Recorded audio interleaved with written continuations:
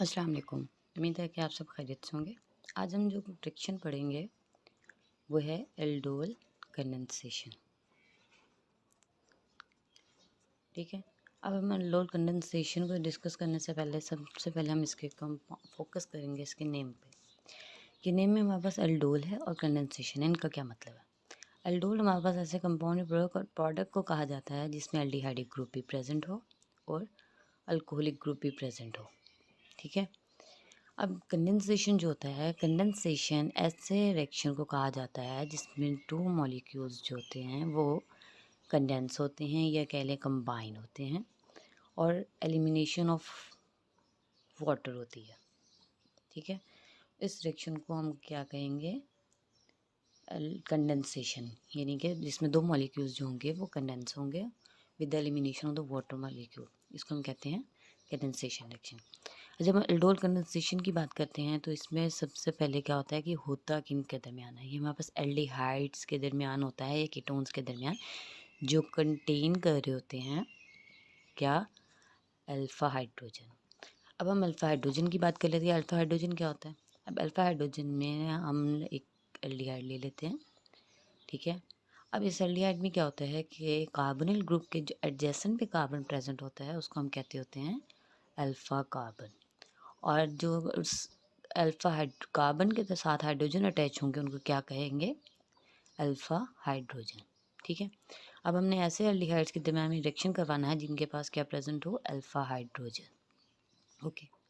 फिर उसके बाद ये हमारे पास रिएक्शन जो होता है वो बेस की प्रेजेंस में हो रहा होता है जो कि क्या है, डाइल्यूट NaOH। और फिर उसके बाद जो है ये रिएक्शन जो होता है वो एल्डिहाइड्स जो हमारे पास होते हैं वो सेम यूज़ कर रहे होते हैं हम लोग। ठीक है। लेट्स सपोज अगर हम लोगों ने एल्डिहाइड एसिटाल्डिहाइड यूज़ किया है तो एसिटाल्डिहाइड होएगा।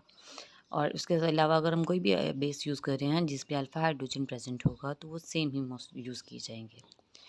अब इसका रिएक्शन देखते हैं तो रिएक्शन में क्या होगा कि एक एल्डिहाइड का मॉलिक्यूल दूसरे एल्डिहाइड मॉलिक्यूल के साथ रिएक्ट करेगा in the presence of base that is dilute NaOH। और एज अ रिजल्ट क्या होगा, एक एल्डोल प्रोडक्ट बनेगा जिसमें क्या होगा, एल्डिहाइडिक ग्रुप भी प्रेजेंट होगा और अल्कोहलिक। इसमें क्या है, ये OH ग्रुप है जो कि रिप्रेजेंट कर रहा है अल्कोहलिक ग्रुप को और ये हमारे पास क्या है, एल्डिहाइडिक ग्रुप है। ठीक है। अब जब हम इसकी बात करते हैं किसकी, मैकेनिज्म की। अब जब मैकेनिज्म की बात करते हैं तो मैकेनिज्म में क्या होगा कि सबसे पहले हम इसको यूँ लिख लेते हैं एक्सपेंड करके। ठीक है। अब इसमें क्या होगा कि सबसे पहले हमारे पास ये जो बेस की यूज़ की हुई थी ये प्रोवाइड करेगी हमें क्या, OH नेगेटिव। ठीक है। अब ये क्या होगा, ये भी हमारे पास बेस है, ये जाके इस प्रोटोन को एक्सट्रैक्ट करेगी जो कि कौन सा है, अल्फ़ा हाइड्रोजन। अब इसके ऊपर जब इसने अटैक किया तो एज अ रिज़ल्ट क्या हुआ, इसने अपना बॉन्ड शिफ्ट कर दिया और इस पे आ जाएगा नेगेटिव चार्ज। और अब हम इसको कैसे लिखेंगे, CH2 0 bond O and H with an negative charge. अब हमारे पास इस स्पीशी को हम कहते हैं न्यूक्लियोफाइल। ठीक है। अब नेगेटिव चार्ज है, अब ये नेगेटिव चार्ज है और साथ इसके क्या हमारे पास एलिमिनेट होगा, वाटर। ठीक है।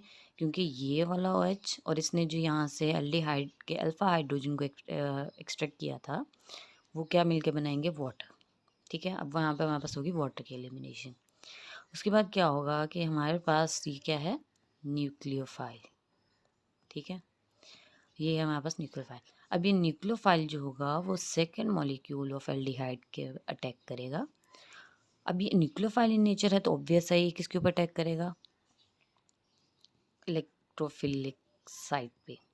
अब इस एल्डिहाइड में हमारे पास इलेक्ट्रोफिलिक साइड कौन सी है, वो है हमारे पास एक कार्बोनिल ग्रुप। ठीक है। अब इसमें होता है क्या है कि ये इलेक्ट्रोफिलिक इसलिए है कि इसमें हमारे पास कार्बन के ऊपर पार्शियल पॉजिटिव चार्ज है और ऑक्सीजन के ऊपर पार्शियल नेगेटिव चार्ज है। चूँकि जो ऑक्सीजन होता है वो बहुत ज़्यादा इलेक्ट्रोनेगेटिव होता है तो ये कार्बन के इलेक्ट्रॉन्स को अपनी तरफ अट्रैक्ट करेगा। एज अ रिज़ल्ट क्या होगा कि इनमें पार्शियलिटी प्रोड्यूस हो जाएगी और ऑक्सीजन पर पार्शियल नेगेटिव चार्ज आ जाएगा और कार्बन पर पार्शियल पॉजिटिव चार्ज आ जाएगा। अब उसके बाद क्या होगा कि ये नेगेटिव जो होगा न्यूक्लियोफाइल इलेक्ट्रोफिलिक कार्बन पर अटैक करेगा और यहाँ से बॉन्ड हो जाएगा शिफ्ट। ठीक है।